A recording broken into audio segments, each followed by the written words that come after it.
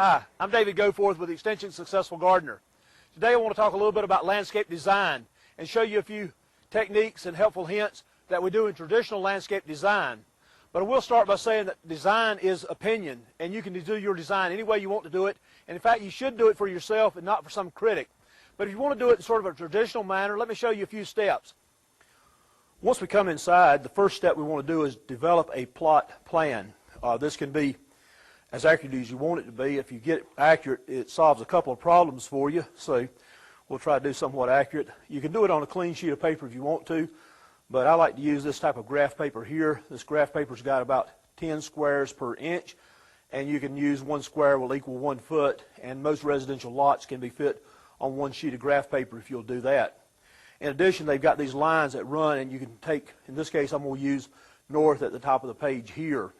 You could, if your lot was wider, you could go wider with it, but in this case, this works pretty good to have north up this way. There's 2 or 3 different ways you can get an accurate north. You can just go out there and observe the sun. The sun will come up in the east and it will set in the west, and that will give you east and west, and then your north would be towards the top. The other way you can do it is to use a compass. Go out there with a compass and get a north from that. The other way I'll mention, what I'll use here, is actually going on the county website on the GIS page and getting an accurate plot representation. They will always run the north towards the top of the page, and this in this case gives me a line that I can draw here that's also, I know where it's at on the ground out there. And what I will do is just line this up accurately here under my paper, even with the lines, and then that will give me a angle here. I will come up to wherever I want to start. In this case, I'll just pick a point right here. And I know that I need to go about 80 foot, which measure off 80 here, and go 80 foot in this direction. And this is a property line here. Now I can get the road down this way. I'm fairly certain it runs roughly right through here, but I can get a measurement from here and go this way, and then a measurement from a certain distance there, and that will give me a fairly accurate location out here for the road. Let me just put the road in right here. And then we've got a driveway that's starting, and I can measure over the number of foot here for the driveway. At this point, we've got 2 locations here, and we can locate anything on the property by measuring from these 2 known distances.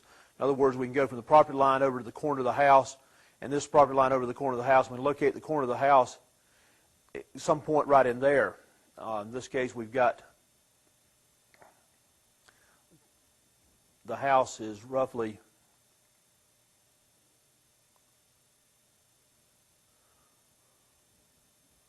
here. And again, each of these points could be accurately measured by measuring from 2 distances on the ground out there.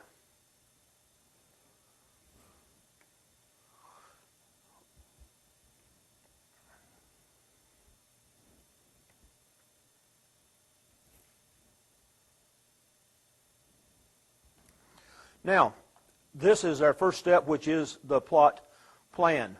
The next thing we want to do is analyze the site. And in this site analysis, first of all, starts with the sun. We know that the sun comes up here in the east, and it sets in the west. And during the summer, it's going to hang to this side. So the south side here is going to be a little bit warmer than the north side. It's going to have a little bit more sun and stay a little bit warmer. The west side is warmer than the east side. And those things there are useful in our site development. This here property leans a little bit towards the west, which is also something that we need to know. And in addition, the area down here is a little bit wetter. In fact, there's a septic drain field down in this area here. So this area tends to be a little bit wetter than this area up here, which is typically a dry area. The soil is approximately the same across the entire area. That'd be one thing you'd want to look at, is the soil, whether the soil changes across the property or not. The other thing we can look for is views, and the views we have in different directions. Some views we might want to borrow and keep those. Some views we might want to block out. So doing the site analysis, we will check with all those things: drainage, soil, views, and sun orientation. Once we've done the site analysis, the next thing we want to do rather, is come in here and develop some use areas, what the family needs. Now, in traditional landscaping, what we will normally do is we use three terms. We use the private, the public, and the utility is just a sort of catch-all categories for what we want to do here. The public area is generally to the front, and this area, we'll just sort of think of a goose egg sort of in this area right here. In traditional landscaping, we will think of the house as a picture, the house being the most valuable thing on the property, and the house is sort of what we want to make as a picture. And we will leave this area open right here. Or we may have some trees here. If we need to have trees here, then we will run the tree up about 10 foot where you can see sort of through the tree, and it doesn't really block your view of the house, and then have the house as a picture is the way we typically think of that if we have a public area. Now, all these ideas, you may or may not want to do them on your particular site, but again, this is traditionally the way a lot of landscapers will think.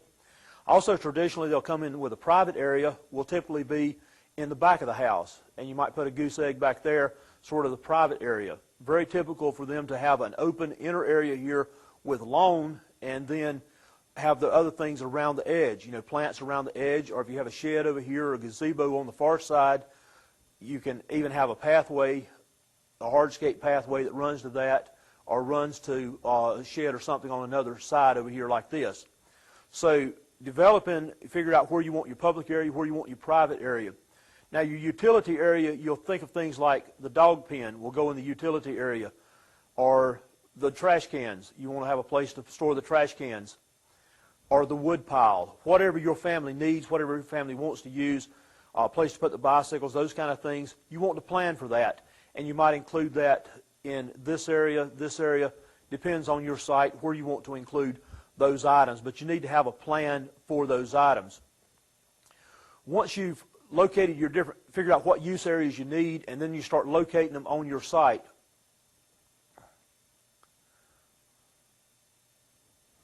For your particular site.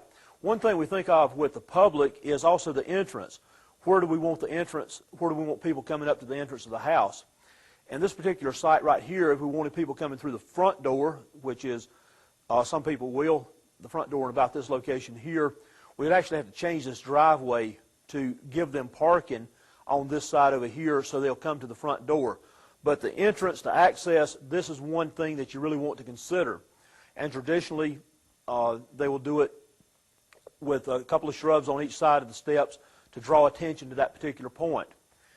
If we were doing a traditional landscape, a lot of times we'll put a little bit bigger plant on the corner here, and then come up here to the steps. And typically in between, these will be smaller plants. The outside plant going no more than 2/3 of the way up the house at full maturity, and the other plants sort of staying below that level, and then an entrance here to draw attention to the entrance. If we were drawing a walkway or something to this point right here, if we wanted people to come in this particular door here. But the point is that you want to evaluate what your house looks like, what the access looks like, and figure out, does somebody know where to park and where to walk into the house to get in and out of the house. And normally we put a walkway here. A lot of walkways are only 2 or 3 foot wide. Really, you want a 4 or 5 foot wide walkway to really come into the house so two people can pass without having to step off the walkway. Is typically will look a lot better than the narrow 2.5, 3 foot walkways. A lot of times we'll balance on the other side of the building what we did on this side. In this case, we can't because our foundation's getting higher. We'll need to put a larger plant down here than we did on this side. But we'll probably put another plant here to balance this one. Balance and repetition are two things that we try to work with in landscape design. Another thing we'd want to do right here is to come in and put a shade tree. Typically in our climate, we like to put shade trees on the southwest corner, roughly about 30 foot away from the house, which would be in this area right here. Again, this one can be trimmed up so that it blocks a view, but when it gets mature, it will shade the house during the summer from the west sun, which is the worst heating sun, and increases your heating load. It will also drop its leaves during the winter when you don't mind the house being warmer. So a deciduous tree, and again come out, is going to look like it's a long ways from the house, but really you want it 30, 35 foot away from the house. If you get it closer than that, you'll wind up spending more money keeping it out of the house than you'll save from your heating and cooling. Another thing a lot of people think about is some screening plants as a windbreak, some plants that will block the cold wind. Typically our winds will come from the northwest when they slide off of the Appalachian Mountains during the winter, but it's not that big of a thing. It's only 2 or 3 or 4 days that we really worry about that. And so typically we will not, in our traditional landscaping here, we will not put in a row of plants here. Now if we wanted an evergreen plant for some reason, we wanted to have a magnolia or something, a lot of times we'll put it in this direction here, and it will have the tendency to block those winds in addition to what else it does. We typically do not put a windbreak like you see in parts of the country to block those winds from the northwest that tend to slide off the mountains from that direction. Sometimes we can come up here and put something closer to the house, again an evergreen plant that will have a tendency, the winds come in this way, and instead of channeling it down along here, it sort of tends to block it and slow it down, coming down the actual wall of the house where it's doing the most damage. A few other things that plants can do for us. We've talked about blocking views. Plants do a very good job of screening plants. These are typically evergreen plants or plants that will block the view year-round. A lot of times on our smaller lots like this, smaller landscapes, what we wind up doing is a combination of hardscape and plants.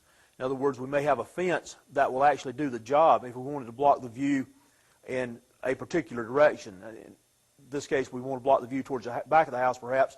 We could come in here, we don't have that much room, we could put a fence in, and then in front of the fence we could put a few plants to soften the plants.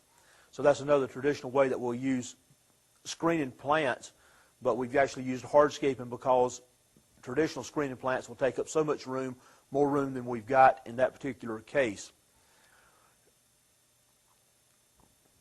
We typically use plants around the foundation of the house. Around the foundation of the house, they have a tendency to be the lower picture frame. If we think of our house as the picture here, the lower picture frame is our foundation plants, and a lot of times we'll use some evergreen plants for that.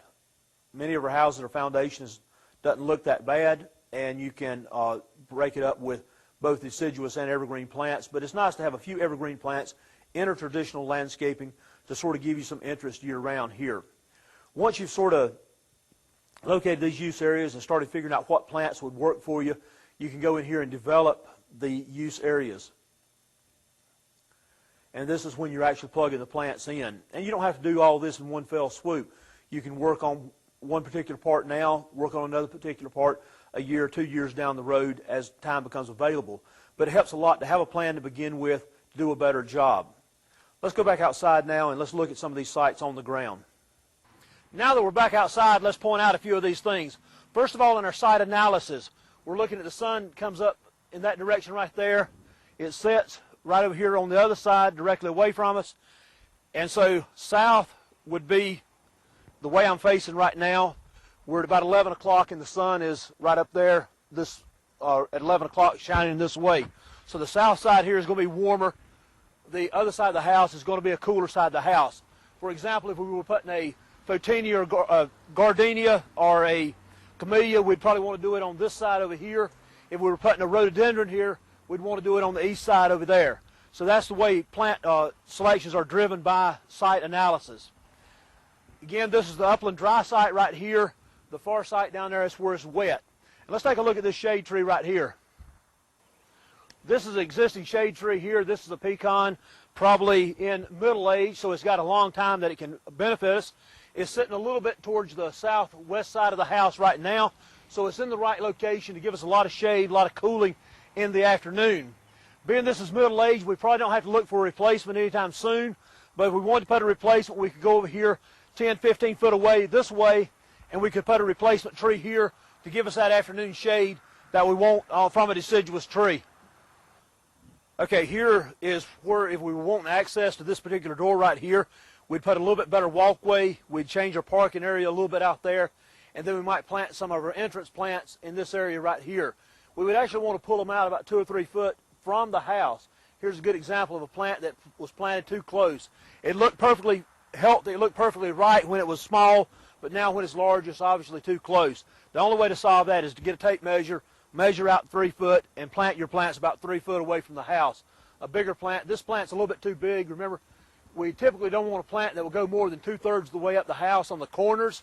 If we want the house to make the house look smaller, we might get bigger plants, but again, we need to pull them a little bit farther out if we wanted to do that. Now here in our private area, this private area, they've got a barbecue grill or outdoor fireplace or something set up right here. We've got a dog lot here. You can just look this way.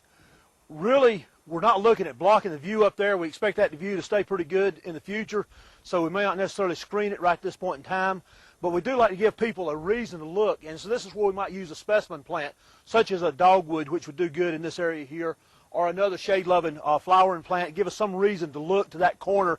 Being our eyesight's normally drawn to that corner naturally, will give people a reason to look there, and so we might put some of our specimen plants there.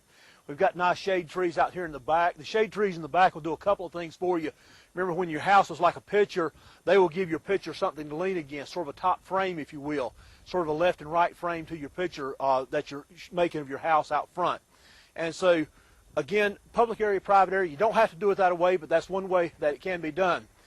If you want some more information on landscape design, you can give us a call there at the office. We do not do landscape design for individuals, but we can refer you to some of the local nurseries and local landscapers that will be happy to work with you, consult with you, and help you make some decisions on landscaping if you need any help like that. And as always, plan and plant for a better world.